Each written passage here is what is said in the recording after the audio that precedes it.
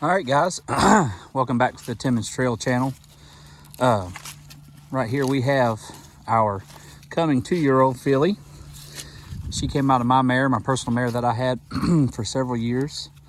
And she went out to pasture and grew up at a friend's house for a while. And we brought her back, or actually bought her back. And now we're getting her ready to get broke, in the next year and a half or so. One of the things that we do here, and a lot of people will always say, man, your young horses that you raised up, they're so broke, they're so quiet. It's just doing dumb stuff with them, guys. For instance, if you have a horse that doesn't like mud, get you a mattress, and that simulates thick, deep mud. There's nothing in this thing that can really harm anybody, and it reflects the motion of walking through mud and sinking in, and then sinking in and sinking in. And it really helps a horse that's afraid of mud and or anything that's soft under its feet. And I'm not going to be a proclaimed horse trainer on here. We're not going to tell you how to do it. It's never our goal. But what we're going to do is show you some things that we do. Now, she's ditching out on this thing, which is kind of hard for me to send her on properly with the camera. There you go, good girl. See, now it's okay. That was an effort. It's no problem, but we're gonna come at it again. I'm gonna square her off where she's got to kind of maybe. There we go. We're getting there. It's hard with the camera. All right, come on. That a girl. See? There. This mare, she will make an effort most of the time. But she is all ears, buddy. Her mama was the same way. This will never be a lovey-dovey relationship between me and her. Her mother was the same exact way. I loved her and she loved me, and we knew it, and that's it.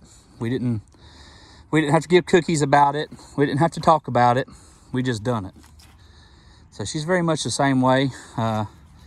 She gets a little nippy, gets a little bratty at times, but you can easily keep her straight, and she'll fall right in line. But she's also really intelligent. She knows that if she can take advantage of you, she will. And that's one thing about it. You got to have some fine line and some respect there. But like I said, this is just one of our, we're going to start a thing called Tip Tuesdays.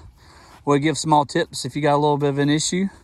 Like I said, we're not trying to train your horses or tell you how to do it. There was a couple things I did wrong there with holding my hand and holding the camera, but she ducked out on me once or twice before I actually corrected it and got her to go across and quit ducking. But all you need is a little bit of effort. Like I said, a good old mattress. If you got extra mattress at the house, or find a free one. I mean, you're not sleeping on it. You're just walking across it. Wash it off and throw it out there, or exercise mat, something thick to where it can simulate them walking in mud. And it just gets them used to going over things that aren't solid, especially a horse for the first time. They go to step on that and they think that is solid, but it's not. And it kind of throws them for a whirl. It's been our Tip Tuesday, guys. Like I said, it's the silly things that make things work. Bags, all the natural horsemanship stuff you can read, do it. You don't have to be a Pat Pirelli crazy carrot woman, or a Clinton Anderson just die hard. Take a little bit from everyone. I've seen a lot of normal Joe people do stuff that I'm like, man, that makes sense, and it works great. Obviously don't ever follow someone that's abusing their horse or doing something they shouldn't be doing, but good common sense and just a little, patience, and it'll go a long way. Biggest thing is patience, and having the patience to do it. If you start off rushed, just quit. You need to have patience working with a young horse or a problem one. We get hundreds of horses in a year. We ride hundreds of horses, and we see all sorts of issues. And we've raised and broke a bunch of our own horses at this point.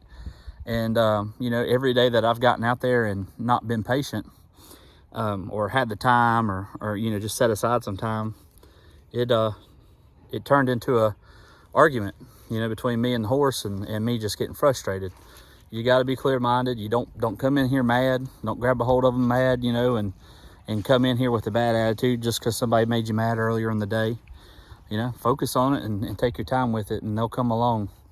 I've had several that we broke and raised, and they were fantastic until we sold them. So this girl here, I don't plan to sell her unless, you know, for some unforeseeable circumstance comes arise, but she's a good girl. All right, that's your Tip Tuesday. We'll see y'all next Tuesday for another tip.